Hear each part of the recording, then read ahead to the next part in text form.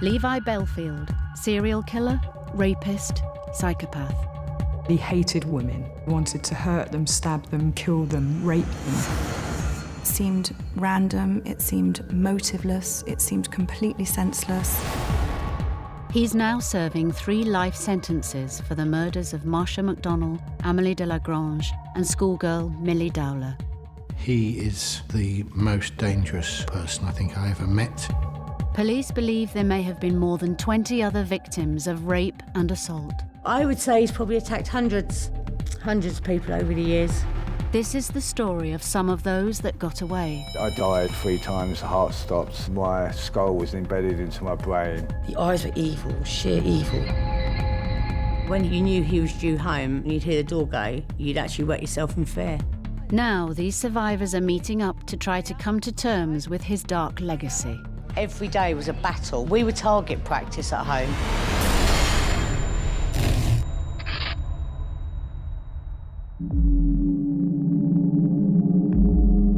He's one of Britain's most reviled serial killers. He's convicted of murdering 3 women. It was like something out of a horror movie. Why? Why me? Why then? Why there? Onion, come on. Jo Collings had 2 children with Levi Bellfield. They were together for 3 years before she had the courage to kick him out. Some days it's harder than other days because no matter what happens for the rest of my life, I am tied to him. In this film, she tells the inside story of what it was like to share her life with a man who she says repeatedly raped and attacked her, and how she came to believe she wasn't his only victim. He destroyed my life and he destroyed hundreds of other people's lives. He is unbelievably self-centered. Everything and anything that Levi Bellfield ever did was for Levi. And he was a man of violence, prepared to use violence, and would do so without, a thought for anybody else. He is quite the most dangerous and the most dislikable person I think I ever met in my police service. In 1994, aged 27, Bellfield was working as a bouncer in clubs around southwest London, which is where he met a 23-year-old woman who was keen on horses, Jo Collings. He didn't look anything like he looked now. He was actually quite a handsome guy. Always had nice clothes, nice cars, always had a chat and a smile. Everyone used to think, everyone knows Levi. If you have any problems or you get into trouble, he's always the guy to go to because he'd help you, he'd look after you. Everyone in the area knew he was a bit of a rogue, but that's what everyone loved about him. He'd pestered me for about 2 or 3 weeks to go out for a drink. Well, all right, okay, I'll go out for a drink. Anyway, he took me out for a meal that night and he bought the most beautiful bouquet of flowers. Just was really, really nice guy. And then he's like, I'll stay tonight. Nothing's going to happen because I respect you. Usual gumph. So stupidly I said yes, and he never moved out. He stayed from that night. The first couple of months were brilliant with Levi.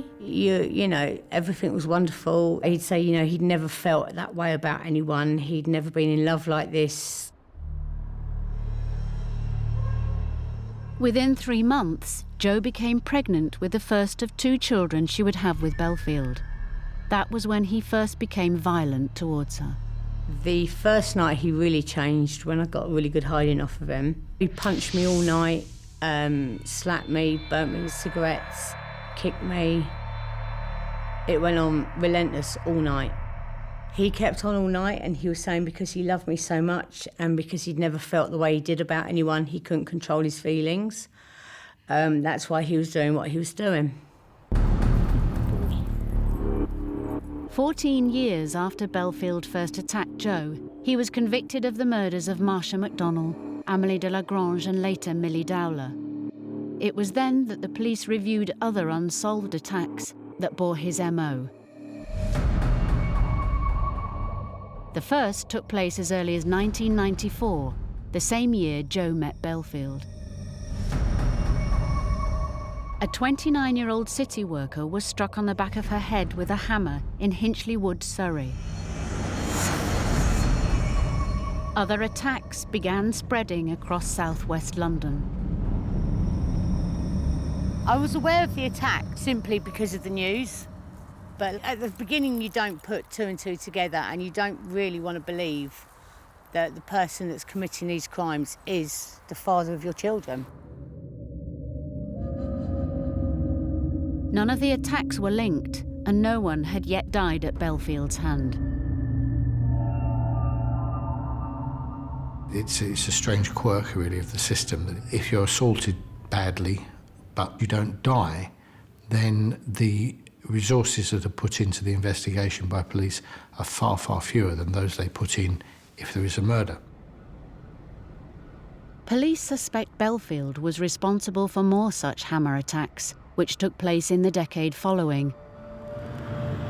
And not all his victims were women. Like Joe Collings, minicab driver Pete Rodriguez was charmed by Bellfield when he first met him at his local pub. He couldn't do enough for you. If you ever need anything, don't hesitate to come and see me. Sometimes you have cheap cars and that sort of thing to sell. You know, he was just like, he was like a character. He was like a bit like an Arthur Daly sort of chap, you know what I mean? Pete would soon learn about Bellfield's capacity for violence. He did have that aura where you ended up sort of watching what you sort of say in front of him, just in case you do upset him, because he'll flip. Pete saw Bellfield's violent temper up close when a scooter overtook the car Bellfield was driving. This pizza man cut him up and he bibbed him, and the pizza man reacted and shouted out, you know, piss off, you fat. And then he paused for a couple of seconds, thought about it, and he said to me, I ain't having that. And then the I just jumped out, ran out after him, grabbed him by the crash helmet and gave him about 3 or 4 punches in the head. Meanwhile, I'm in the car, quite shocked off what's going on, sort of thing. 1 minute we were okay, and next minute it was just like, this is all happening. And then got back in the car, I said, like, I'm sorry about that, but I ain't having that. And then shrugged it off like nothing's happened and drove on like normal. 2 years later, Pete would also find himself on the receiving end of his friend's violent temper. I had 2 cardiacs in the back of the ambulance and died, and 3 times the heart stopped and my skull was embedded into my brain. Born in 1968 in West London, Levi Bellfield had a troubled childhood. At school, he was picked on by his classmates. You know, he was smaller than most of the average boys. Yeah, I know he did get bullied quite a bit, especially by girls, not by the guys, by girls. His father died when he was 10, and according to Joe, he had a difficult relationship with his mother. She's the absolute control freak, matriarch of the family. She controls everyone with an iron rod. It's her way or no way, and he is her little soldier that she absolutely adores and idolises, and in his mum's way, he can do no wrong. At 13, Bellfield was convicted of theft. By his 20s, he chalked up further convictions for burglary and assault. Did you, Levi Bellfield, have anything to do with the kidnap and murder of Millie Downer? No comment. 17 years before Levi Bellfield earned notoriety as a serial killer, he was living with girlfriend Jo Collings in West London. Although he hadn't yet committed murder, she claims he was violently out of control, and Jo was in the firing line. Oh, he didn't need a reason to hit you. Anything. What you'd cook for dinner, his black and whites hadn't been ironed right for work. Nothing, there wasn't an actual reason why or trigger. He just, it was like flicking a switch. Being the psychopath that he is, he would use power and control. So all the girls and women in his life, many of them, it was a whirlwind relationship, and he would charm them to start with and be all the things they want him to be. And then gradually, that sort of side to his character changed, and he would just flip out and become the sort of the Jekyll and Hyde character. Jo says she lived in fear 24/7. When you knew he was due home and he'd open the front door and you'd hear the door go, you'd actually wet yourself in fear. You wouldn't know what was coming. He'd either be in a good mood or you were in for hiding all night. Violence became a way of life from which Jo found herself unable to seek help. People who've never been in the situation and don't know the situation, it's everyday life. You're not brave enough to go to the police because you are generally too scared, because they convince you and absolutely brainwash you that everything you do is your fault, not their fault. Once, because I didn't answer him quick enough, he had a rubber mallet, and as I walked away, he hit me in the back of the head with that. Attacking women with hammers became a trademark of Levi Bellfield, and police now believe he may have assaulted up to 20 women in this way. With the hammer attacks, he would make one, maybe two blows to the back of their head, and unfortunately, characteristic of these blitz attacks is that there's very little opportunity for transfer of blood, fibres, hair, all the things that we try and get DNA or some other kind of scientific comparison to prove the case. The attacks on women in southwest London continued, but police had no leads. Despite selling drugs at the nightclub where he worked, Bellfield wasn't even on their radar. Pete had known Bellfield for 2 years when Bellfield made him an offer he couldn't refuse. He said to me, "Oh, can you store some drugs and stuff like that for me?" He goes, "At your mum's, because your mum's in hospital." He goes, "Well, I don't really want to know." And with that, he's pulled out a screwdriver. He goes, "Well, you fucking are, because I know where your mum lives, and I know where your ex-wife lives." Pete agreed to store cocaine and MDMA in his mother's fridge. But a week later, when she came out of hospital, he wanted rid of them. Pete drove over to confront Bellfield. I've arrived and I've gone upstairs and I'm getting angry and I don't really want to lose the temper. I'm asking him, "Come on, let's go, let's get it out," and stuff like that. And he's going, "No," and I'm saying, "Oh, you're just a useless fuck." And I'm out of here, and I've gone. I came out like this, and he followed me down, and then I got to about this point, and then I can feel his hand on my shoulder pull me back, and then I see him with a mallet. He's tried to kneecap me to get me on the floor, and I've stumbled, and with that, he's hit me in the head, I think about 2-3 times. I collapsed down to this point here, and I passed out, basically. And then a couple of minutes later, I've got up, he's disappeared. I walked out to about here, stumbling to side, trying to hold my head to my side and keep all the blood basically trapped here. I got to about here, I heard a guy shout out, "Are you okay?" The passerby who discovered Pete called an ambulance. The witness, he said now he saw Leroy lean over the top of the balcony, shouting out, "Oh, he's okay." He stayed with him until he was taken to hospital.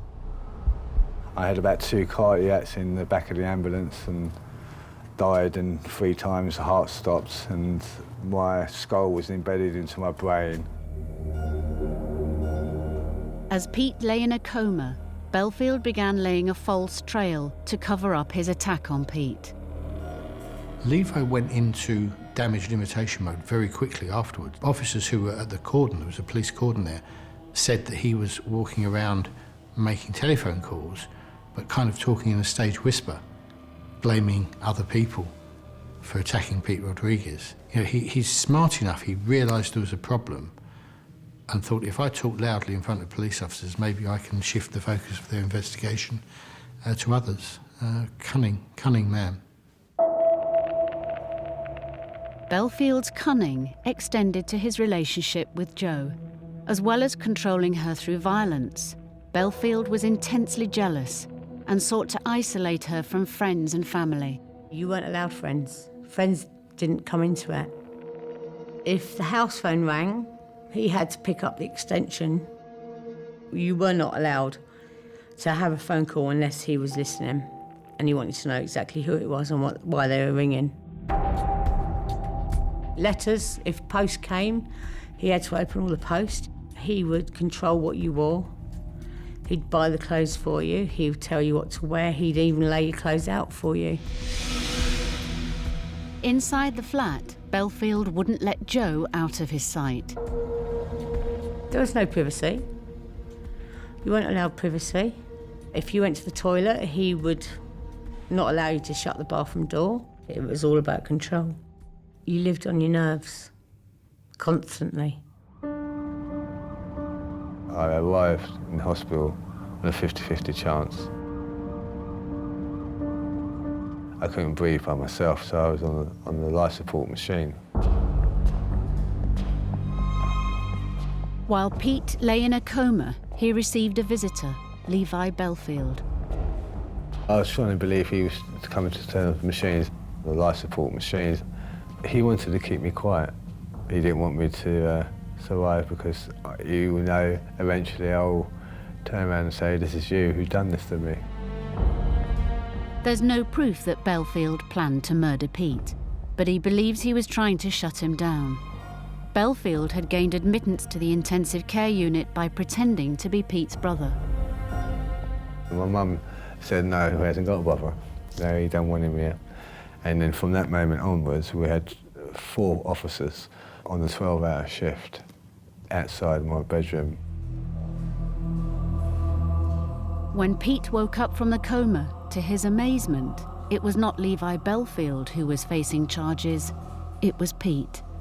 I wake up accused of raping this 15-year-old.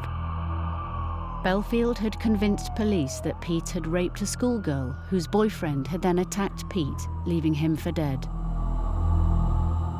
And the police were also charging me with all this drugs which they found at my mother's.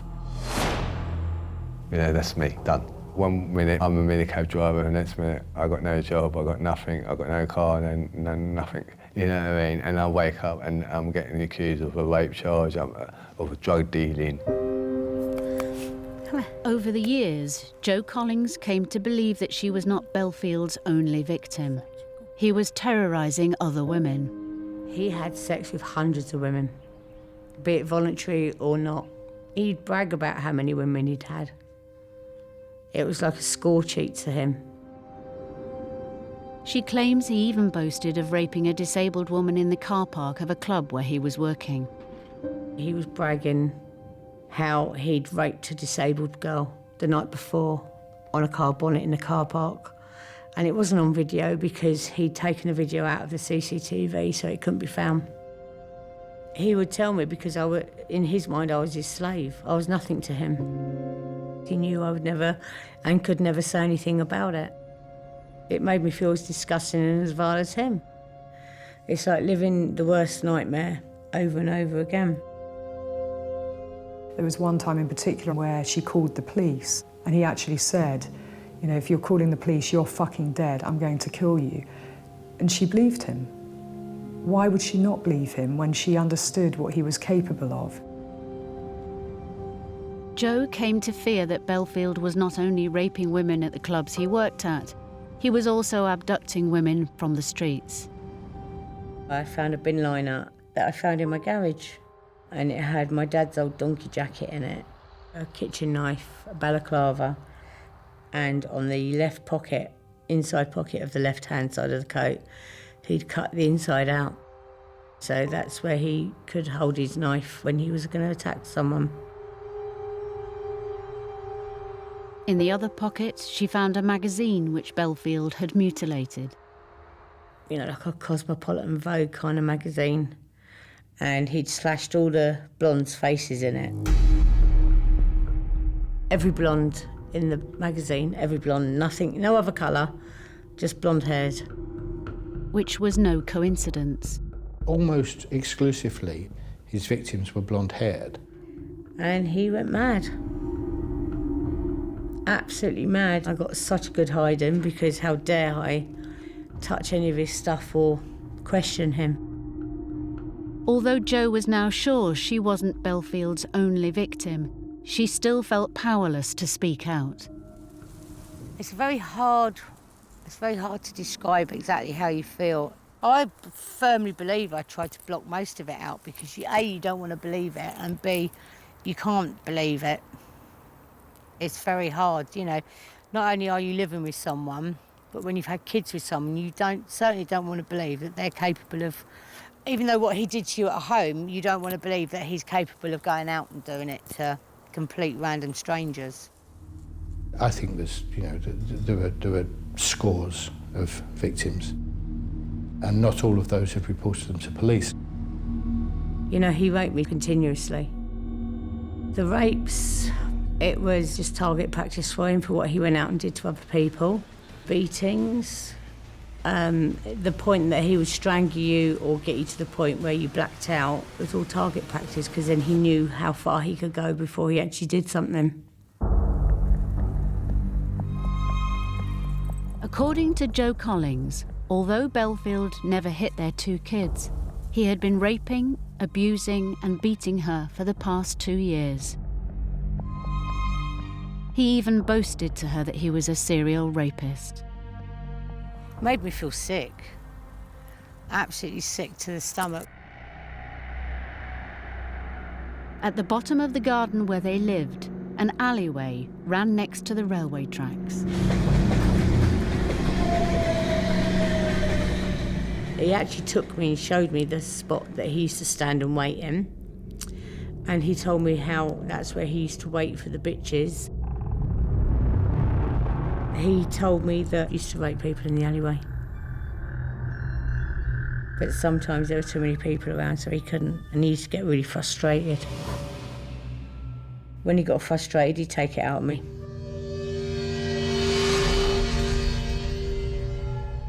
He would beat her and he would rape her and he would laugh when she was crying, and when she was hurt, he would laugh at her. Too terrified to go to the police and tell them what she knew, Jo suffered at home in silence.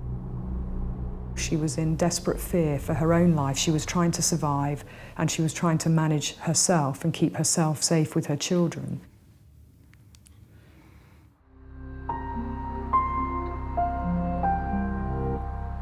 Pete Rodriguez had been hammer-attacked and framed by Bellfield. Though the charges were dropped against Pete, Bellfield himself was never charged with the attack. I feel he's taken my identity away when he left me for dead. Due to his injuries, Pete could no longer work as a minicab driver.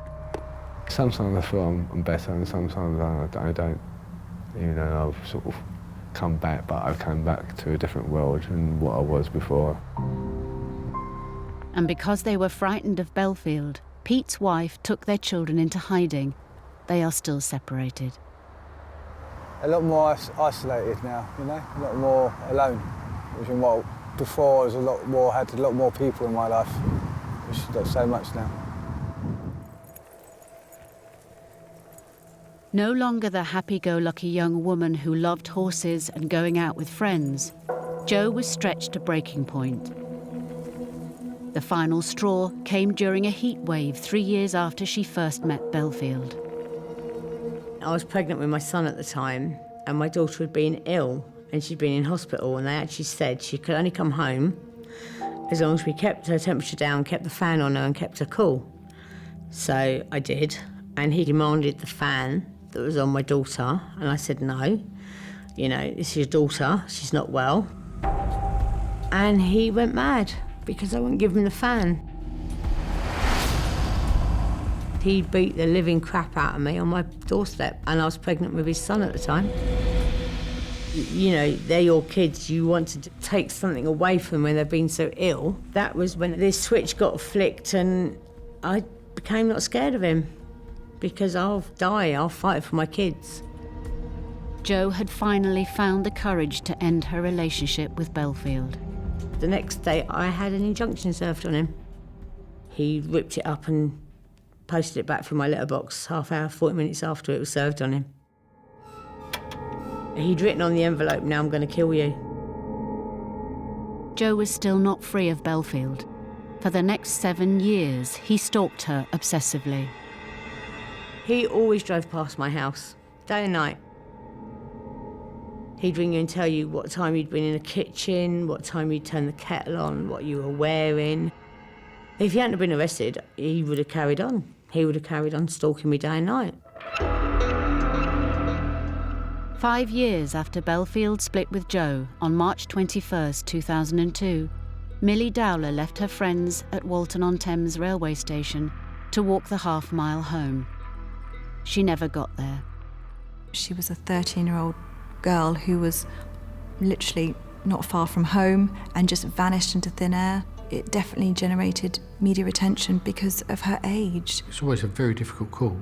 When you decide a missing person investigation is something more sinister, it's one of the most difficult decisions that police officers have to make. A huge manhunt ensued, but it would be 6 months before her remains were found by passers-by in Yateley Woods in Hampshire. Levi Bellfield was known to police. He had a couple of minor convictions, but he was not the suspect. At the beginning, I didn't think it was him at all. Because I said, we'd like to think that the father of your children isn't going to do that to a schoolgirl. It took 9 more years before Bellfield was convicted of Millie Dowler's murder. As well as selling drugs and working as a bouncer, Bellfield was now making money from clamping cars. His patch extended from London to the south coast. In 2004, 2 years after Millie Dowler's murder, a young woman was assaulted in East Sussex.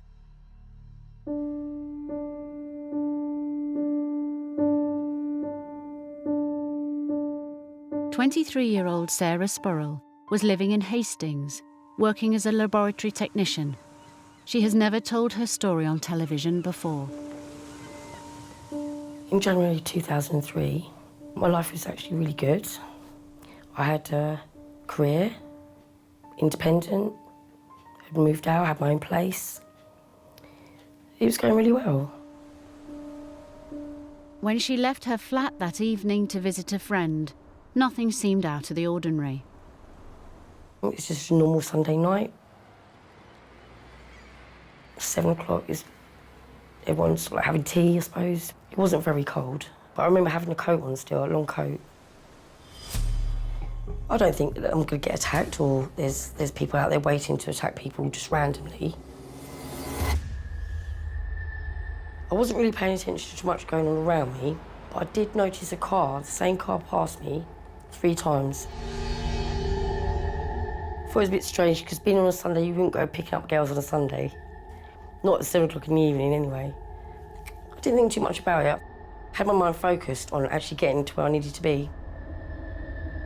As I approached Leighton Road, I'd called on my mobile to my friend to say that I was minutes away. There was nothing. There was no one around. It was peaceful. It was so eerily quiet. It was then I had the first blow around the back of the head. It's ever so quick. No footsteps. Nothing. This is the spot where it happened. The pain. It's the ringing. The vibrations going from the back of my head out to my ears. My adrenaline was overwhelming me. It was the 3rd hit on the head, which tore my skin on my head, spurted blood on. I saw the blood go on the car in front of me, and I heard it. Not so much the bone, but the skin almost split. Barely conscious, Sarah still tried to identify her attacker. Your gut tells you to do these things. Turn around, get a look. I noticed he didn't have no gloves on. His hands were white, and the complexion around his eyes looked like he was a white male. He was wearing a balaclava, so I couldn't see his face. The eyes were evil, sheer evil. He looked at me, he looked back at me. I don't know why. It was like I suppose it's like someone blowing a bomb up next to you. I can still feel it. It's not so much hearing, it's feeling the vibration go out towards the outside of your head. At that moment, an approaching car caused Sarah's attacker to flee. I staggered, just grabbed the cars and pulled my way into the lights, into the middle of the road. He calmly wound down the window and he said, are you okay? Are you okay, love? Yeah. And I said, no, I've just been attacked. And I just remember him saying, you're bleeding, get in the car, I'll take you to the hospital. He chatted me, keeping me conscious all the way. I didn't really know what to think. All that was going through my mind was why? Why? Why me? The weapon Sarah was attacked with was a hammer. She was one of the lucky ones. She survived.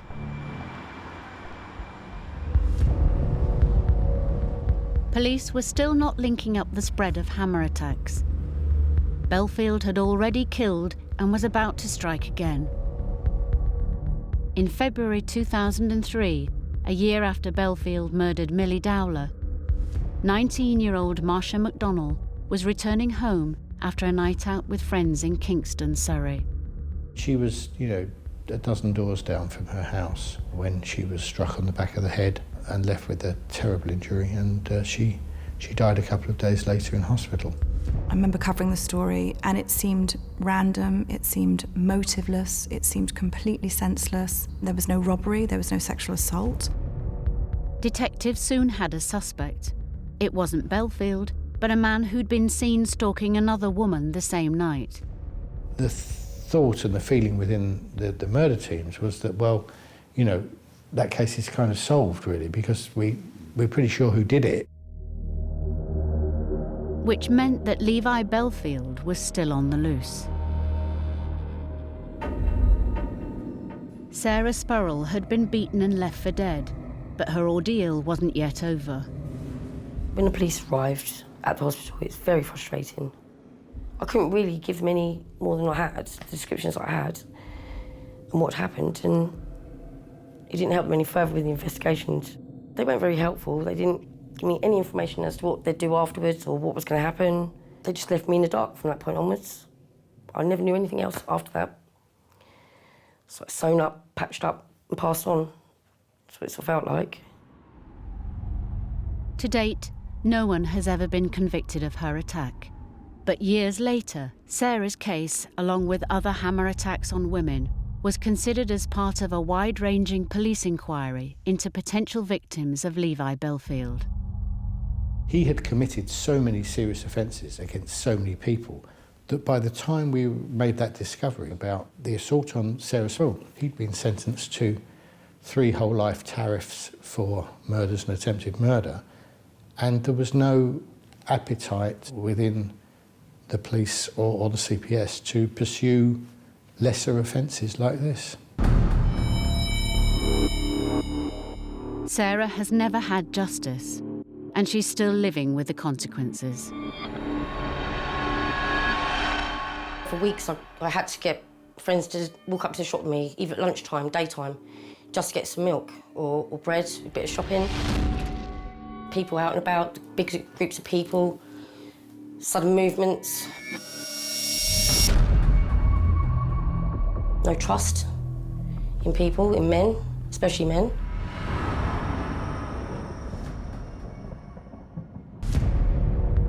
Two women were dead, and still police had no idea that Bellfield was the perpetrator. Until the evening of August 19th, 2004. Amelie was 22. She was a French student and she had been out with friends at a wine bar.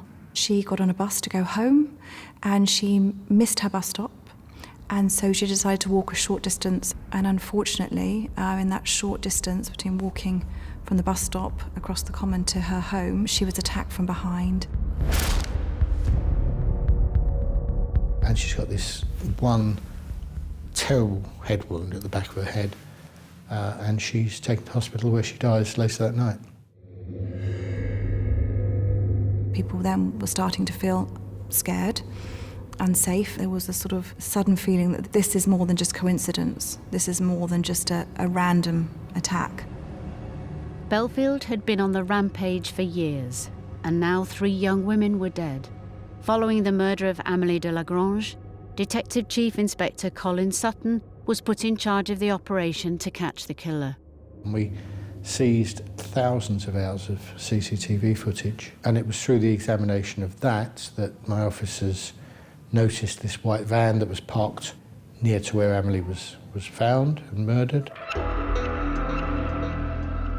Police put out an appeal. Ex-girlfriend Jo recognised the van immediately. I just wanted to try and help, because I had years and years of guilt of never being able to help, never being able to stop anything. So I went to the crime unit on Twickenham Green. I told them that my ex had a white van and hated blondes. Jo Collins, when she first told us about Levi Bellfield potentially being our suspect, made this point about the fact that she'd found a magazine in the shed at their house where he had scratched out all the faces of the blonde models. Levi Bellfield was unknown to us, but we then drew his intelligence file from the computer, was a likely suspect because he hated blonde women, and he had all these peculiar habits, and that he was a wheel clamper and used a white van. Bellfield's murder spree was over. He was arrested, charged and convicted of the murders of Marshall McDonnell and Amélie de Lagrange, and the attempted murder of another woman. I believe Bellfield is evil.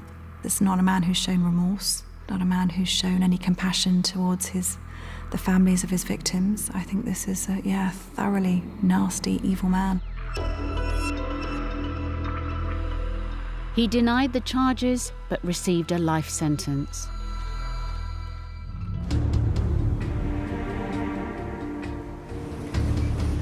For Sarah Spurrell, who now believes Bellfield is the man who attacked her with a hammer, the nightmare endures. There's been no closure, and she's hoping that meeting other survivors will help her move on. Hello. Hi there, I'm Sarah. I'm nice Peter. to meet you. And you too. If I had opened my mouth, if I'd said this, if I'd done that, could I have saved 20 girls being raped? I have to live with that. 13-year-old Millie Dowler, happy and carefree, here caught clowning for the camera. 4 years after her murder, the police still hadn't caught her killer. But then DCI Colin Sutton began looking into Levi Bellfield's case notes. I'm flicking through Levi Bellfield's intelligence file, and I see that his flat is within, 70 metres of the last place that she's seen. Millie had been abducted on her way back from school.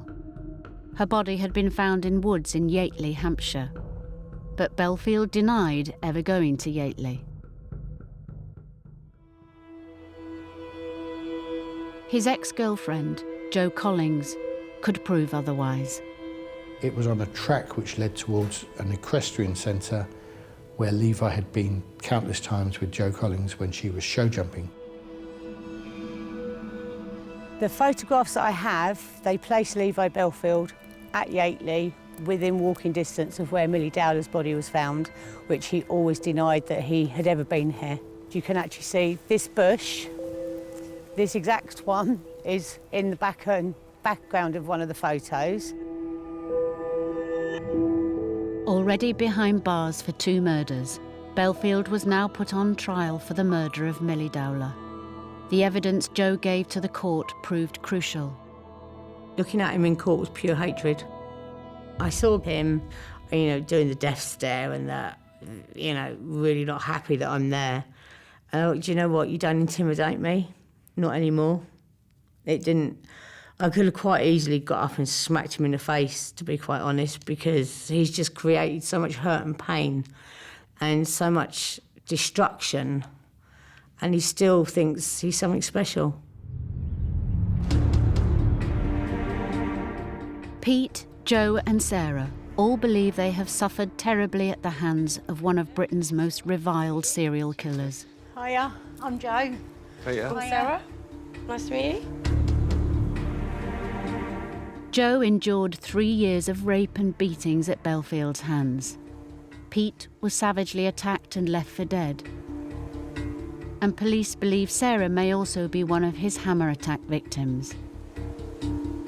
They are meeting for the first time to shed light on their experiences. I ain't the same person what I was before. Do you ever get anxiety issues? Or Yeah, like... I don't go out as much to meet people as much as I would. So A it lot has more wary held you when back. when you meet new Yes, people, a lot I'm more wary. especially with crowded people, a lot more sometimes, you know. Same And here, like, same behind. or if I have somebody runs behind me, the sound of people behind running, it's. See, I never heard him run. Yeah, I never heard him coming up and approaching Yeah, me. I never, yeah. It was just straight away a club around the back of the head. There was nothing, no indication, no sound, no nothing. Well, he thought he killed me. Yeah. I blame him for the change of my life. I definitely would be in a different place if I wasn't stopped in my tracks, so to speak. You know, I wish I never knew him, basically. I'm more relief for the victims, for the people who don't know why their daughter's been, you know, hurt or raped or whatever he's done to them. You know, it's justice for them. I'm lucky I survived. You know, I can talk about it, I can walk around, I can have a get, you know, do things where they can't, you know what I mean? If I had opened my mouth, if I'd said this, if I'd done that, could I have, like, saved 20 girls being raped? I have to live with that. The guilt that I live with is horrific. It's awful because I'm not a victim, I'm a survivor. I don't hate him, I despise him for all the hurt and the pain that he's caused hundreds and hundreds of people. And I hate it when people refer to him as an animal, because he's not an animal. Animals don't behave like that. They only kill to survive. They don't kill for pleasure. They don't rape people. They don't do what he's done. I'm not as open as I was before. I definitely don't go up and talk to people like I used to. The more I've talked about it, the better it's been for me. Just unlucky. He was obviously a horrible man, and he obviously hated women. And he was picking out people randomly, and I just happened to be one of them. You have to leave it, you have to forget about it. You have to put it to the back of your head, and you have to move on. You've got to move on at some point, or just give up. For all three, meeting is a chance to find some closure and escape Bellfield's malign influence. The judge said basically he'll die in prison. You know, he won't get parole. Yeah, that's good. Yeah. That's how it should be, really. Yeah. I think personally they should have brought back the death sentence, the hanging, for people like him. I was really pleased when he was convicted because the families had got justice. When people say, oh, was he violent to you at home? What was he like? And I say, every day was a battle. Literally, we were target practice at home. He's in my head 24/7, and he always will be.